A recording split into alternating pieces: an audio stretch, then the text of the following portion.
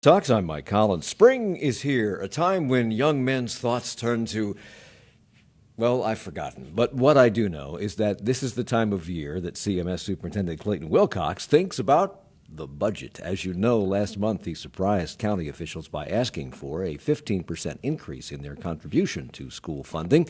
So this hour we find out more about how he wants to use that money. We'll talk about equity, school security, mental health resources, and more. Dr. Clayton Wilcox joins us for the hour. Welcome back. Well, thank you. It's good to be here. Good to see you again. If you'd like to join our conversation, you can. You can email us at charlottetalks@wfae.org. Get to WFAE through Facebook or through Twitter at Charlotte Talks, and you can also watch us on Facebook Live. They're coming to get you. I hear the siren. They're coming to get you. Most of the funding for CMS comes from the state. About 60% of the funding comes from the state. And the process for coming up with that figure from the county figure, has always been stressful and, to me, backwards, because they fund you after you have to make the budget, which should be the other way around. But given that, and because property revaluation is coming up and people don't know what their property taxes are going to be, why did you decide that this would be the year to ask for 15% more from the county? Well, I honestly believe that most of it grew out of just a belief that if we're going to really turn this thing around, we had to ask for what we needed. And then we had members of the county commission in a joint meeting who said, Superintendent, tell us what you need. We're tired of this incrementalism when you come back to us and say, we didn't get it done. We didn't close or eliminate achievement gaps because you didn't ask for what you needed. And so I went back to my staff and said, all right, let's think about what we really need. Let's not negotiate with ourselves. Let's really put forward an ask that we think will help us turn it around. And that's why you saw this increase. We also did this on the heels of knowing that many of the people who ran for county elected office ran so saying that they supported public education, they supported the need to close and eliminate achievement gaps, they supported the need to close some of the equity gaps that existed, and so we thought it was a perfect time to ask. So this is actually an attempt on the part of this relatively new county commission to change the process of how this has been done in the past, because in the past it kind of, as I said, seemed backwards, and you had to go back and ask for more, or you didn't get things done because there wasn't the money that you thought there would be, etc. So they're trying to remedy this. This is an all-Democratic council. There are no Republicans on council, and outgoing Republicans warned the Democrats, who they view generally as tax and spend liberals, that they'd be watching, and that if they start to become profligate in their spending, then there could be ramifications from voters down the line. If they're going to increase spending, and they've already talked about increasing spending for other things, if they do it for the schools, are they bowing to the will of the people? Is that why the people put them in office? Or are they becoming a little spend crazy? Well, I think they're, honoring campaign promises. I think they campaigned and talked about the importance of education. I think it's really refreshing that politicians put their money where their mouth was. So I look forward to this budget conversation. Do I believe that, the 15% that we asked, which really equates to $69.5 million, do I really believe that we'll get every penny of that? No, I really don't, because there's so many competing interests. Mm-hmm. But I wanted to make sure that we asked for an amount that made sense. So how much did you get last year? Last year we got about $40 million. So this is more than double. No, it isn't. This is about a third again. About a third again. So you'd add that on top of the $40 million. How much do you need this year in total? In total this year, we're asking for $69.5 million new dollars. What's really important to note is that when the county funds us, the great majority of what they fund is not specialized program, it's salaries and benefits for our folks. So, with this year, when you take a look at our request, $32.5 million of it is salaries and benefits for our folks. So the $69.5 is the total budget request. It's not on top of the budget. Well, it is on top, because right now the county will pay almost 30% of our going forward budget. That's $460 million. Okay, so hold on. I'm not understanding this. You asked for 15% more from the county commission. 15% is how much? I have to do some quick math. I think what you take a look at is the county contribution to us currently, and then we've asked for 15% more than that number, Which adds to 69 and a half. which equates to $69.5 million. Which Now I got it. Okay. Okay. You're proposing to use, I think, about half of that additional money to fund teacher and staff pay raises. That's about $32.5 million Yes. for that. Teacher pay is low, we all know that, but it has been rising. I think the legislature has voted twice or three times in some cases for teacher pay raises in just the last few years. How much more would this provide teachers if they approve it? We took a look across our workforce, particularly the teachers. For a teacher with 25 years' experience, it might make as much as $4,000 in additional annualized income for that person. For a first-year teacher, it's about $2,200, and for a veteran of about 10 years, it's about $2,500. It's about a 5% pay raise. if I That's really what understand. it really equates to, about a 5 or 6%. I don't pay know raise. the last time I got a 5% pay raise, or anybody that I know. Well, remember, that's an average number. When you take a look at our seniority schedule from 1 to, say, 30 years, many of the folks will get very little to none. Others will get significantly more. And that's where, people use that adage that statisticians make liars of us all. Because some of our folks will get 2-3%. Right. Others will get really a very small fraction. This year we tried to weight it so that our veterans got something because they haven't got anything for the last couple of years. So the average is 5%. Yes. That's where the bulk of the raise is. Yes. But once again, I don't know when I've gotten a 5% pay raise. Well, I can't speak to what you get in public radio. I really can't. Anywhere. or in I've the worked private a lot sector. of places. But I think Anywhere. But I think one of the things that I think you have to take a look at is what the base level of compensation is for our teachers. From a state level, it's about $36,000, and then when we add to that about $7,000, a starting teacher makes about $42,000 in Charlotte-Mecklenburg. To live in the city of Charlotte or to live in the surrounding areas of Charlotte, $42,000 is really not enough to pay for a house, to perhaps have a family, do other things without supplementing your income. So if this goes through and you're able to do this, how do you parse it out? Who gets what? How do you figure out who is deserving of 1%, 2%, 7%, 5%? Well, what we do is we take a look at really the experience that our teachers have in the district. We do, obviously, on an annual basis, evaluate all of our teachers. But really what we're doing here is we're taking a look at the supplement schedule that the Board of County Commissioners has supported for all these years. And what we're going to do is put additional resources on that supplemental schedule. And in addition to teacher and staff pay raises, a lot of these extra dollars that you're asking for, I believe, would go to try and close racial and economic disparities that are reflected in academic achievement. That's from the report that I read. How would that work? Well, the first thing that we're trying to do is make sure that we have what we refer to as a guaranteed viable curriculum. What that really means is that we're taking a look at the curriculum that we offer kids, what we actually teach kids, and making sure that it is rigorous and that it is relevant.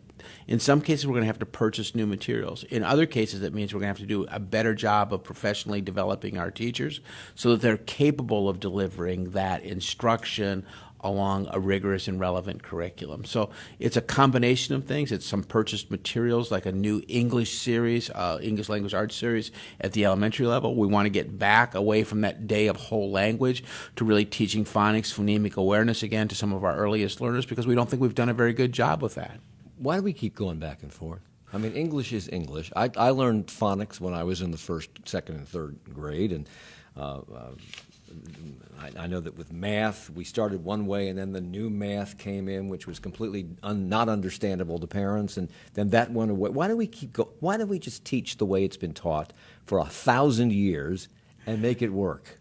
I wish that I had the answer to that. I'd probably be a really. Doesn't it cost a lot of money to go back and forth, and this doesn't? Oh, it doesn't work. Let's go back. Isn't that just a waste of resources, time, effort, money? Well, I think to some degree you could describe it as a waste of resources. And if I could, kind of put my finger on it, I would say that all too often large textbook companies and others who are kind of in the education business. They want you to buy new books. I think they drive it. I think legislatures who appropriate resources on a cycle to purchase new materials help to perpetuate that. Is the state of Texas still in the driver's seat when it comes to textbooks? Texas and California, I think, are the primary drivers. One of the other areas right now where we're seeing a lot of input into what gets printed is Louisiana because they've kind of created a gold seal in terms of textbook analysis. While they're not getting the academic achievement that you might think would drive it, they do have some processes in place that textbook publishers are really listening to. So you spoke a minute ago about wanting to buy new English language arts books. How does that address racial and economic disparity? Well, I think in a number of ways. Number one, I think, and I don't want to get in trouble with friends who are in the civil rights movement, but one of, I think, the new civil rights is being able to read. I think when you look at our achievement gaps, they are largely rooted in the inability of young people to read. So making sure that we have materials that allow all kids, whether you're white, black, brown, rich, or poor, to really have command of the English language. Well, give me an example of that. English is English. So C-Spot Run is the same if you're coming from a household that makes $1 billion as it is if you're in poverty. C-Spot Run, that's what it says. Well, C-Spot Run might resonate with you as a white guy who's of a certain age, but that may not resonate with a young Latino family or young African-American family. So give me an example of how they can be helped, how a textbook for them would So I think in several ways. First of all, I would say that all too often we've kind of taken a Eurocentric approach to our curriculum. So maybe even something as simple as having pictures in that look like the kids who are actually learning the materials, using some of the naming conventions, but also being respectful of some of the things that they bring to us culturally in terms of the acquisition of language. Making sure that our libraries and media centers have books that reflect both their culture and the culture that's mainstream that they're being asked to join. So I think there are lots of opportunities like that to really refresh what the materials that we have. Mike, I think you're absolutely on. I mean, our phonemic awareness sounds, is phonemic awareness the same for white kids, black kids, brown kids? It absolutely is. But in many cases, we don't have teachers right now who are prepared to speak first to a child in their perhaps native language to get them to a place where they're able to acquire English as their second language and move English into a primary place. So we've got a lot of work to do on that. And you're right. I think it does help if you open the book and somebody looks like you, because that means the story is for you. Yeah, we've talked a lot about, the achievement gap, but we've also begun to talk a lot about the inspiration gap in the district. To say to a young black child that you can be a rocket scientist, but they never see a scientist, I think that begs the imagination, and it begs the question, can they be something that they cannot see? Okay. CMS, I was surprised by this, really surprised, that we're the largest, I think we're the largest or the second largest system in the state. Is that right? We're the second largest. Second largest. Wake is the first? Yes. And yet, CMS, Charlotte, ranks 90th out of 115 North Carolina school districts in per pupil spending. How should we feel about that? I don't think we should feel good about it. I think when you walk the streets of this community, you see a lot of wealth and you see a lot of powerful folks. I think that we should use our collective voice to say to those in Raleigh, we can do better by the kids of Charlotte. We can do better by the kids of Mecklenburg County. Well, who makes the decision that we only get enough money to be 90th in per pupil spending? Is that a legislative decision, or is that a local decision? I think some of it is a local decision, which we're attempting to correct in this budget request, but I think some of it is at a state decision where they perhaps tier resources so that we're not eligible for some funding that helps other students. Who's number one? It's hard to say right now because that number moves up and down. Give me some very quickly. So some of the smaller districts are really high up. All right, but when we come back, we'll talk about why we rank so low and what other people are getting when they're at the top of the list. What are they getting for their taxpayer money? We're coming right back. Support for Charlotte Talks comes from WFAE members and Tyndall Subaru Gastonia, featuring the new Outback with eyesight safety technology that sees problems and initiates action to help avoid trouble. Details at TyndallSubaru.com and on Facebook at Tyndall Subaru. And the Peninsula Yacht Club, featuring an in-water boat show on Lake Norman this Saturday, April 6th, with over 30 boats on display. More at pycboatshow.com. Well, although there are many naysayers out there, the future of the automobile is definitely electric. Almost every major car manufacturer has an electric model in production or on the drawing boards, and the International Energy Agency predicts by 2030 there will be at least 220 million electric cars on the road. That will help the planet, but how do you convince buyers to make that leap? It's different. We talk about that tomorrow on this program at 9. Violent crime has been declining nationwide for decades, but some cities are still struggling with street gangs. Rapper Nipsey Hussle had been working on the ground and with police to do something about that before he was shot dead. What works in stopping gangs and preventing young people from joining? Next time on 1A.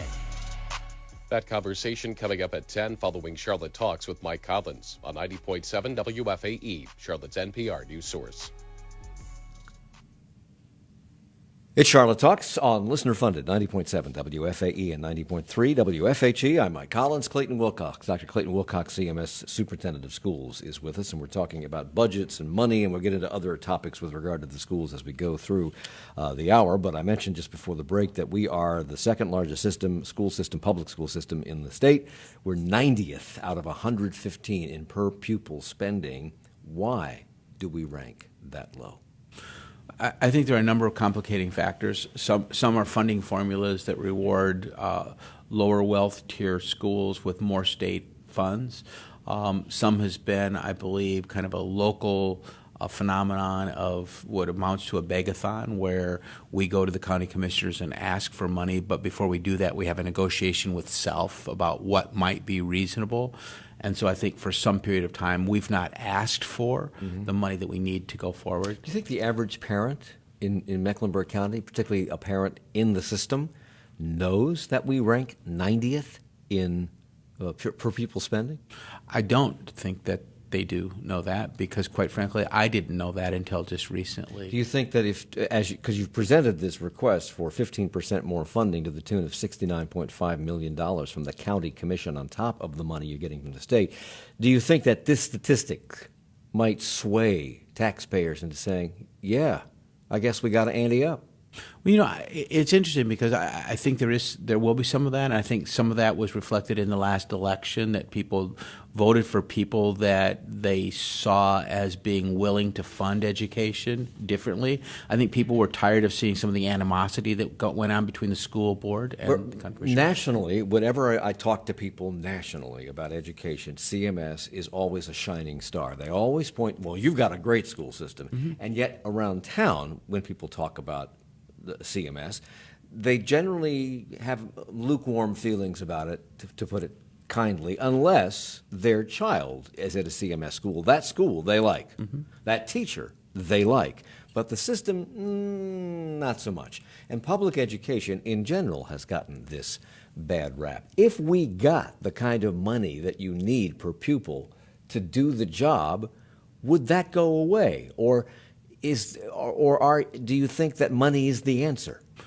I don't think, though, the money is the entire answer. It is a part of the answer. We clearly have to do a better job of educating kids with the resources that we have. Whether or not we get the $69.5 million, we have to do a better job. But I do think, in the absence of money, we're never going to get there. And so I'm hopeful that the funding that we get is going to help us make a move, because we've got to get into more of a virtuous cycle where people see the investment paying a yield. So in these school systems around the state that are not 90th out of 115 in per pupil spending, that are in the top 10, what are those schools doing? How are they doing? How are those students doing? Are they getting a better education than students at CMS? Do they have more resources at their disposal? I think there are pockets where kids are doing well. I think right now, even though when we take a look at this disparity in funding, the disparity isn't so significant that people are rolling in cash and they're doing great things. When you really look at educational outcomes, CMS is pretty solid. Our graduation rates compare with just about everybody across the state. Our reading levels, quite frankly, compare with just about everybody in the state, particularly when you look at it in terms of growth scores. We're doing a much better job than most of the school districts in the state in terms of growth. When you take a look at us across some of the national indices, once again, in terms of large urban school districts, we're doing really, really well. Our Cracker Jack producers tell me that Hyde County schools rank first in per pupil spending. They only have 569 students. Wake County, which is the largest system in the state, ranks 97th. I should move the show up there and have this conversation there. I think Kathy would welcome that conversation. They must be appalled. So you're I don't know what stage the budget is in or the budget requests are in, but I know that you are having community workshops on the budget. I think one's tonight at Mallard Creek High School and one April the 11th at Crown Point Elementary. What's the focus? What's the purpose of those meetings? Well, we really want to share what we're asking for and let people know. For example, one of the things we've not talked about is that we're doing a lot of work around trying to improve the lives of some of the support team members. You know, we're moving up to a minimum wage of about $13.22 an hour, $13.62 an hour, which is a major increase. But we want to also then share that you don't just raise the bottom and not push the top, because you get into compression issues. You devalue experience in some cases. But we also want people to know that we're being very conscious about market rates, that we don't want to overpay for a job that in the private sector you yield only a certain income. We want to share with the community what we want to do in terms of this guaranteed viable curriculum and the adoption of new materials. So what is that? You've got $4.3 million guaranteed to a viable curriculum. What does that mean? That's really making sure that across the system we're able to say that Math 1 is Math 1 is Math 1. It's making sure that our English language arts program has a constant set of materials that all kids get to experience, as opposed to just some kids getting to experience. And that's really what that money's for. And the $21.8 million that you've set aside to fund investment in people, is that what you were talking about just a second ago? Yes, that really is. That's saying that, you know what, we know, for example, that our custodial units, right now, if you take a look at our custodians, they're cleaning about 30,000 square feet, which is 4,000 or 5,000 square feet beyond the industry averages. So we're not only going to improve pay for some of our custodians, we're going to add additional custodial units to the mix. Let's move on to some other topics here. $4.2 million in that budget is set aside for school security. The system has gotten infusions of money in the very recent past, I think more than once, to beef up security. How much has that added up to in total, and how would this additional $4 million be used? Well, all resources, all in, we spent about $10 million in the last year on school security, and that does not include about the $6 million that we pay for school resource officers to the city of Charlotte, to the city of Matthews, and to the city of Cornelius. We're looking to increase the number of officers in this budget, although there is some discussion on our board about is that the wisest use of our resources. We're looking at improving our camera systems, our electronic surveillance, if you will, and we're looking at adding additional panic cards so that every teacher, in the event of emergency, can summon assistance. So that's where we're really looking to go this year. You've been conducting random searches periodically of certain schools. What is your impression of the impact of these security searches? We've now conducted, I think, 19 different searches at a majority of our buildings. Some we've actually hit twice just by the luck of the draw. We've not found any life-threatening weapons there. We've found a couple of tasers. We've found some other things. Generally, I think it sends a message. I'm not quite sure what I think of the message, but we have seen a bit of a downturn in some of the behaviors that we were looking to ameliorate. Well, you said you're kind of lukewarm on this, which surprises me, because back in January you said that wanding students, which is where you run that wand that they do at the airport Yes. on people, is a gross indignity, but needed for safety. It's my impression from a 30,000-foot angle that students are driving this request for safety. They want to feel safe, and they've seen what happened in these other situations, and they want you to do this stuff. Do they feel that it's an indignity to get wanded? I don't think so. I think what I've seen is our students actually kind of stand up to attention. Yeah. They don't give us a hard time about it at all. I absolutely believe that students want to be safe. When I said it was a gross indignity, what I really was saying is that we would even have a gun culture that people would see in our schools, that we've not been able to address this from a policy standpoint at either the state, federal, or local level. I had kids say to me in this conversation around Butler High School that it was easier for them to get a gun than get to the public library. That's a gross indignity, that we don't have adequate gun policy that would keep these guns that are doing harm away from our schools. You were planning to screen an entire school at one point. Has that happened yet? We've not done that yet. We've done an entire building on a campus, but we've not done an entire school. How do you make the decision of who gets screened and what kind of screening it will be on a weekly or a daily or a monthly basis? We put everybody's name in kind of an old-fashioned apothecary jar, and we have a minister or somebody come over so that we're not accused of picking the school. They reach into the jar, they pull out a handful of names, and then that's where we go. Some have advocated metal detectors, and we've talked, I think you and I have talked before, and I know we've certainly have conversations with reporters on this program about metal detectors. It would slow down the process of getting in almost to a crawl. We'd be all day getting into the school.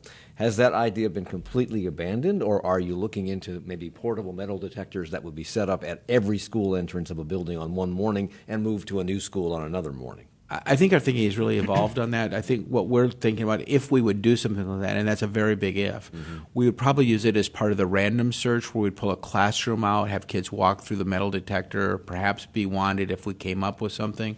Right now, what I'm really excited about is that we have purchased a gun dog. That dog is going through training right now, much similar to our drug dog. This dog can smell gunpowder. It can smell cleaning solvents that are used around guns. It can smell a gun that's been shot within the last couple of hours. And that dog is going to be making random searches here yet this spring. That's going to help us a lot because that dog can be released within a building and go through that building in a matter of moments, so we won't have to do some of these traditional, more intrusive searches. Wow.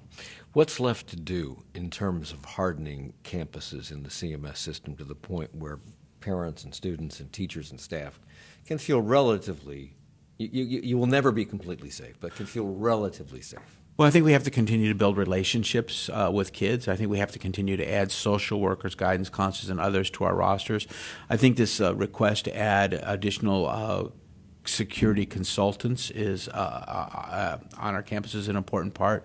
We do have some things like locks and doors that we have to do. Yeah, we have to harden some windows so that they're not easily accessible. We've got a little bit of fencing that we have let to do.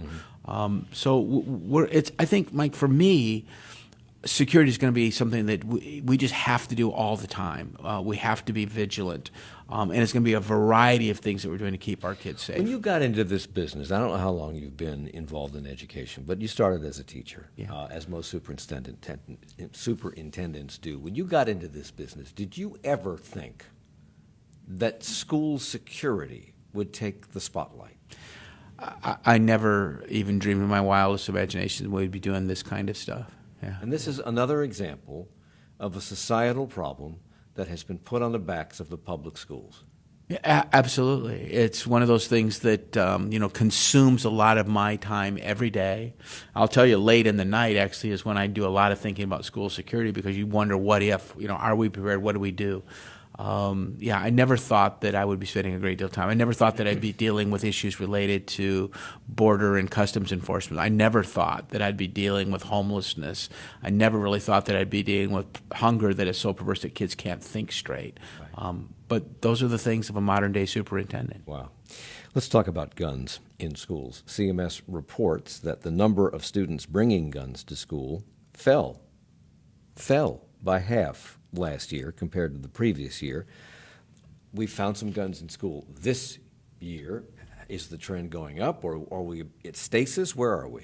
I think we're really kind of in a new normal where we're going to find guns from time to time on our campuses, and that's a sad comment. But I think right now we're tracking 2 years ago so that we may have a little uptick over last year. The good news is, other than Butler High School, every gun that we found has not been fired, and students have told us that there's a gun on the campus. So I think there's an awareness. We have a new campaign out that I think is going to really take root and maybe change the culture a little bit, and that's I Can, Guns Can't. We're really excited about that. Social media and poster campaign, is that right? Primarily social media, but there will be some posters in schools to draw kids' attention to it. This is a place where kids can celebrate the things that they can do that, again, guns can't. In the 2016-2017 school year, CMS found 19 guns at schools, including 3 elementary schools. How do kids in elementary school get their hands on a gun that they can put in a backpack and bring to school? I think you have to ask their mother or father that question. It seems to me that they're not taking care of gun security. And why are elementary school children bringing guns to school? What's the point? What do they intend to do with those guns? Well, I don't think, in the cases that I know of in CMS, those kids didn't intend to harm someone, but they wanted to show off they had something that was really kind of forbidden. It was really taboo. So I think we see that a lot. It's show and tell. I think it is show and tell. And I think the other thing is, in a couple of the elementary ages, they were actually a pellet pistol or a starter pistol as opposed to, say, a 9mm. So 19 guns found on campuses in the 2016-2017 school year, 9 guns in the 2017-2018 school year. You may have said this already, but I'm going to ask again. How many guns so far this year? So far, I think we're right around 9 or 10 this year. All right, so that's why we'll probably go up a little bit. So how does a social media campaign aimed at changing attitudes about guns and showing students ways that guns don't have to define their lives, they can define their lives in other ways, how does that work coming from an adult organization like CMS? Do kids listen? Do they pay attention? Are they reading this and taking it in? I think you have to go where kids are. I think so. That means that we have to go to Instagram. We have to go to some of the other social media platforms that kids use. I think they see it, they pass it on. It's almost got to become their campaign as opposed to our campaign. So we have to kind of pollinate, if you will, the idea patch and then see where it goes. When did that start? We've started this Guns Can I Can about 2 weeks ago.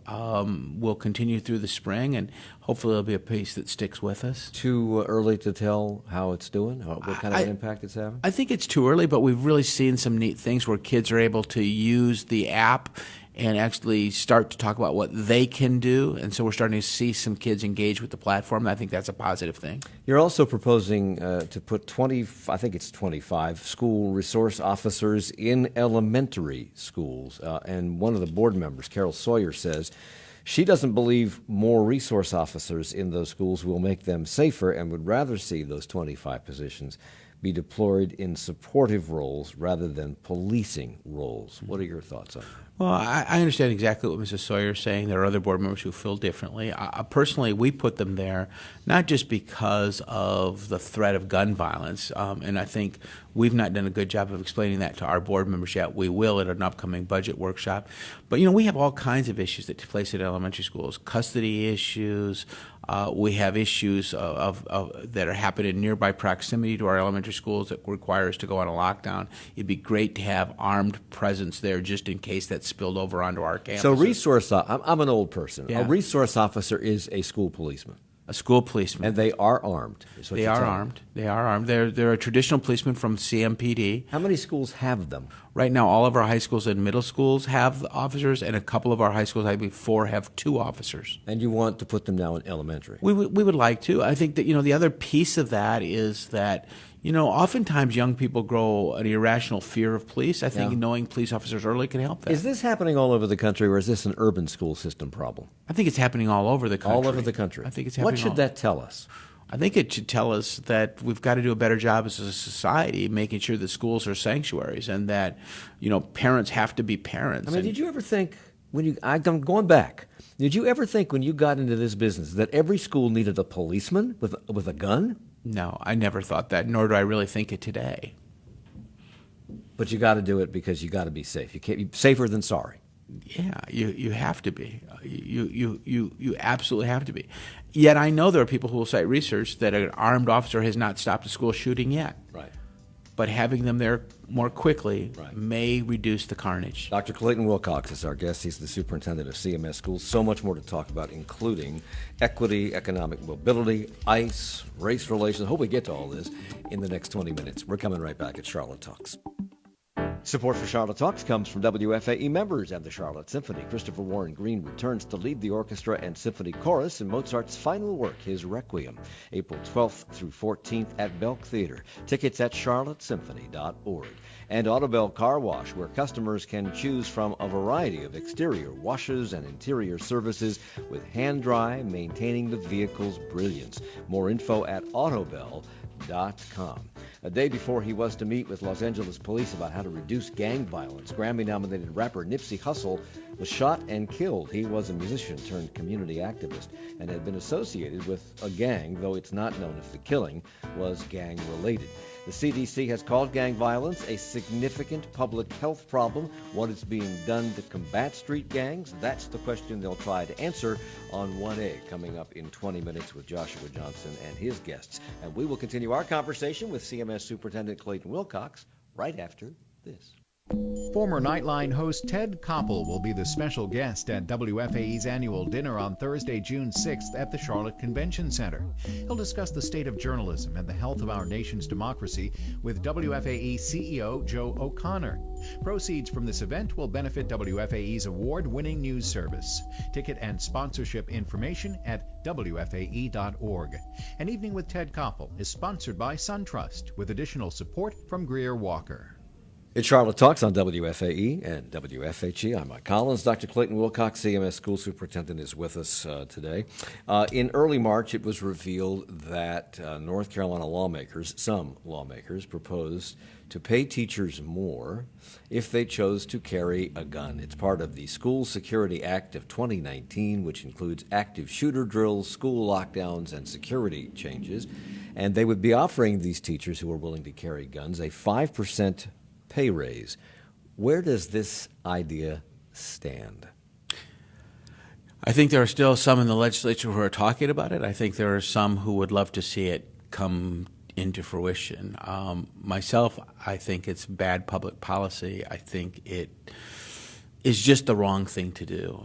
It has nothing to do with my belief about guns, but it has everything to do with my belief that adding more guns to an already volatile situation is absolutely the wrong thing to do. And what kind of, is there anything that could be done to make you more comfortable with this? I don't know what you've heard from parents or teachers or staff about this. What have you heard from parents, teachers, and staff about this? Well, from the teachers, I've not heard a positive word about carrying a gun from a CMS teacher. So, would there be any kind of particular training that these people would get that would make you feel comfortable that if they were armed in a classroom, a tragedy wouldn't occur because of that?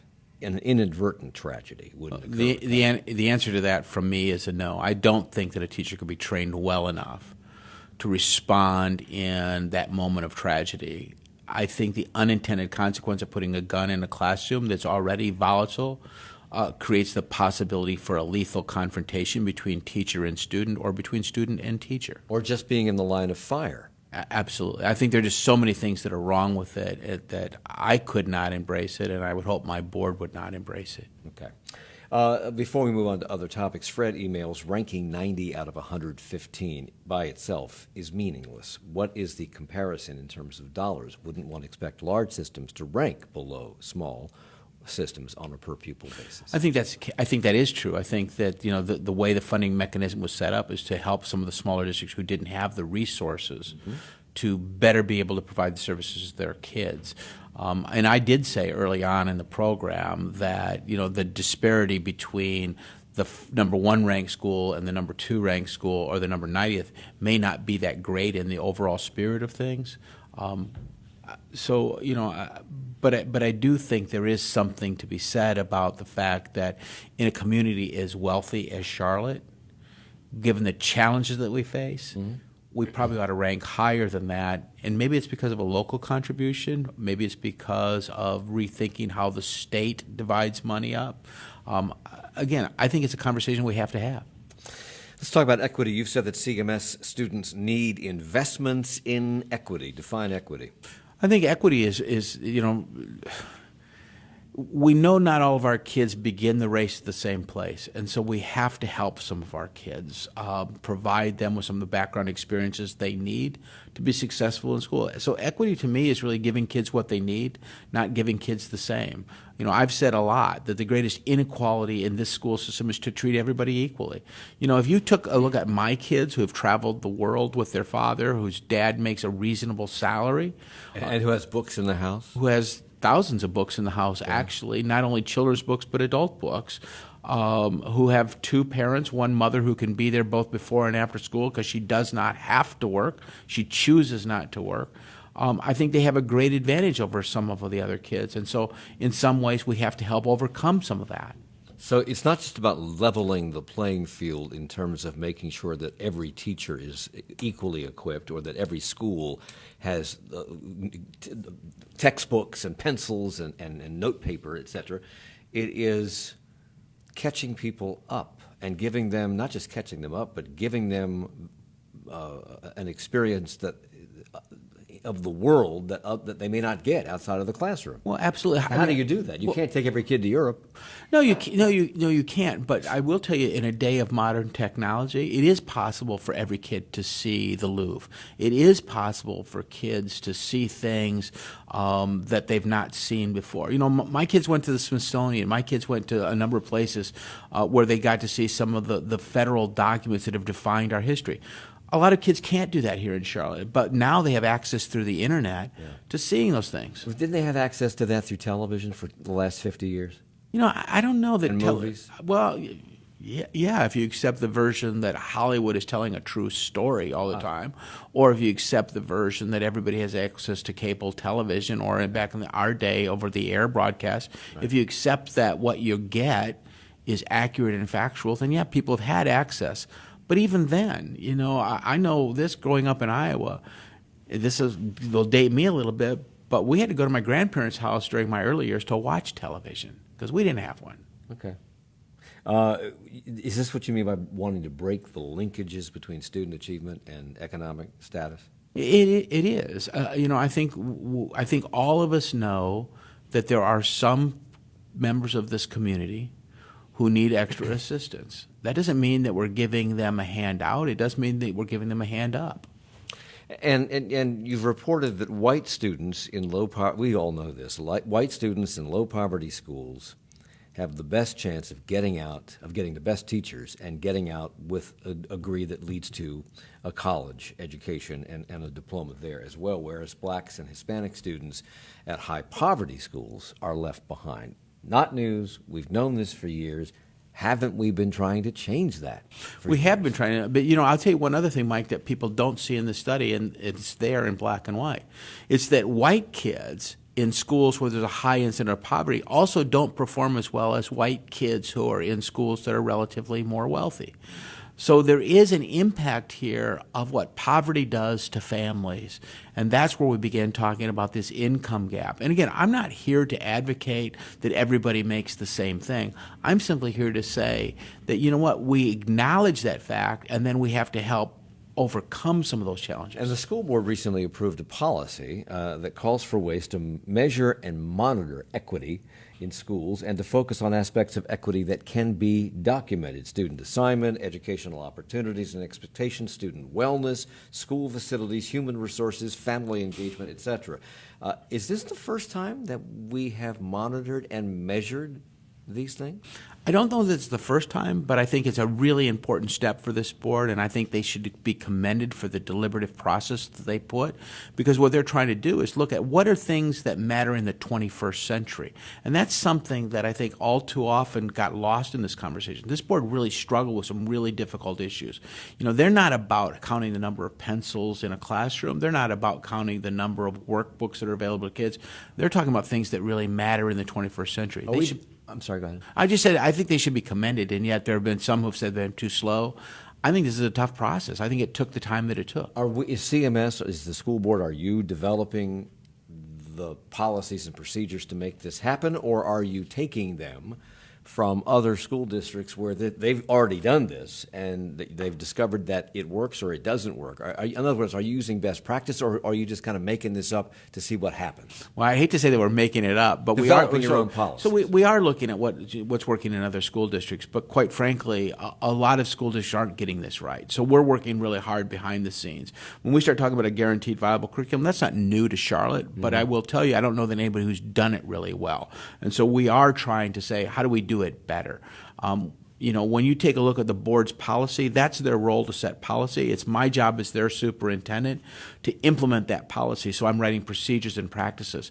It's why you see we have a new strategic plan that's directly aligned to a number of other seminal documents that are going to guide our behavior. It's why our budget requests can be tracked directly to our school improvement projects across the system. We've been talking for years also about ensuring that the quality of a teacher is not connected to the school that they're in. In other words, we've been trying for years to make sure that students have access to the same resources and the same quality teacher no matter where they are. We have not necessarily been successful. How is this going to be different? Well, I think that through some of the professional development that we're doing, by the hiring that we're doing, but I think all too often some of our teachers get a bad rap because of the neighborhood that they work in. I mean, I'll give you an example. If you take a look at one of the third highest performing school district in terms of creating growth for kids, it's in Charlotte-Mecklenburg. It's Garinger High School, the third highest performing school district in the state in terms of getting growth for its kids. That's not what most people would think about Garinger High School today. That says to me that there are great teachers at Garinger High School. So those who say that Myers Park or Providence has a hold on great teachers, yes, they have some very good teachers. But that's not to say that there aren't great teachers at Garinger too. What does growth mean? How do you define it? Growth means that we begin by taking a look at where kids are with a pretest, and then over time we look at a post-test or an end-of-course exam, and we talk about how far the kids came in a year's time. Sarah emails, is there a plan for increasing equity of instruction for gifted students across the district? Will the district change how allotments are determined for gifted ed, talent development teachers, et cetera, in schools, in each school? We're looking at all of our allotment formulas, but right now there is no plan to change the allocation for talented and gifted teachers, but it is something that we look at on an annual basis. The Leading on Opportunity report was recently released. That comes out of the Economic Mobility Task Force that came as a result of Charlotte discovering that we are 50th in the nation in terms of economic mobility. And I'm going to go over this again for people who are not aware of it. If you are born poor in Charlotte, chances are you will die. If you stay here, you will die poor in Charlotte because your chances for economic upward mobility is pretty much nil. And that shook everybody up in the community. They're trying to make the policies that will address that and change that. They recently released the report that was 2 years in the making, aimed at improving this track record. You were at that meeting where they outlined 21 different strategies to help improve our record, and they said it would take about 15 years for these recommendations to have an impact. Is that fast enough? It's not fast enough. It's not urgent enough. We're trying to break that cycle today. And I will tell you, we have an urgency about us in what we're doing. One of the things that we were challenged to do is to create more opportunities for kids to gain industry-based certifications so they were employable sooner. When I got to this district, we had about 400 kids that were in those industry-based certifications. Last year, we had over 4,000 kids get industry-based certifications. This year, we're on track to eclipse that record. So we're working hard because I don't really believe that our kids today have 15 years for us to get it right. I think what that report was saying, and I am on the Leading Opportunity Council, I'm one of the 17 members of that group. I think what we're trying to say is that there are systems of practice that have to change. That's going to take some time, but there has to be some real urgency around the day's events. I know that when you take a look at what CPCC is doing with their Opportunity Scholarships, they're trying to break that today for kids. Are they on the right track with their 21 strategies? I think we are on the right track with the 21 strategies. I think each of them viewed independently, people might take some exception to, but when you take a look at them in the totality, I think they will change outcomes for Charlotteans. And do you think, within CMS at least, that you can move this along more quickly than they say you can move it along? I absolutely believe we can move it along more quickly. Because it's going to take 15 years. Why? Because you have to start at 7 years old, or is it based on the age of a person? Well, what's it based on? Well, I think it's really based on kind of generational change. That outcomes for folks don't happen overnight, right? And that if you talk about moving from poverty to a greater degree of wealth, that's going to take some time for you to do that, particularly if you don't have the skills right now to move. So is education the biggest component of this? It's interesting because I sit on the panel. We meet every month. As I listen to things, I think education is the heart of it. I think education is the centerpiece of that. I think what we do here in CMS, what we do with our charter school partners, what we do with the private and parochial schools matters hugely. And does that mean then that money is part of this too? You can't. Could you do what you're being tasked to do, and what this report says they would like to accomplish in 15 years or less, unless you are fully funded to the point that you say you need the money? Well, I think we absolutely need additional resources. That's why we made this ask of $69.5 million, is because we are on our way towards changing the way education is delivered. Could you do it the way you're funded or have been funded in the past? I think we were perfectly organized for the results we were getting, so I think the answer to that is no. I think that's why you see a reading block deficit in the system, is because we didn't adequately fund, nor did we adequately organize around the topic. Well, your budget proposal, I'll go back to that for just a second, also seeks county assistance with the impact, these are your words, of charter school growth. How have charter schools, well, you project 1,552 new students in charter schools at a cost of $6.2 million. That money's coming out of your budget, right? It does come out of our budget. Overall, we'll spend about $60 million on charter schools this year. The challenge for me as a school superintendent is not charter schools in and of themselves, it's the funding mechanism. Because here's what happens. I pay money out for a service that is being provided, but I don't get the incremental reduction in my expenses, so it comes at a cost. Mm-hmm. The kids don't leave in nice, neat packages of 25 when they go to a charter school, but I spend the resources to support those kids, but I don't lose the cost. That's really the challenge that I face. Okay. Earlier this year, you said that students were stressed, anguished, and sleep deprived, and you were talking about undocumented students or students that come from undocumented immigrant families with the ICE crackdown that was going on, and you said that you would be providing resources to principals and teachers and families. What did that consist of, that support? Well, first of all, we said to all of our kids that we support them, we support their families. We talked to our principals about, how they would interact with ICE. We talked about legal resources that were available not just to our principals if an ICE agent showed up on their campus, but about legal resources that we could distribute to kids. Again, we are going to abide by the nation's laws and rules, but we also believe that the schoolhouse is not the place to perfect some of that. We have 10 seconds. There's going to be another teacher march in Raleigh later on this year. You supported the last teacher march. Are you supporting this one this time? I think I support what the teachers are trying to do. I think they have to give voice to the issues that are important to them. Clayton Wilcox is the superintendent of Charlotte-Mecklenburg Schools. The worst job in the world. That's my words, not yours. Thank you for the hour. I appreciate it. Thank you very much. Charlotte Talks.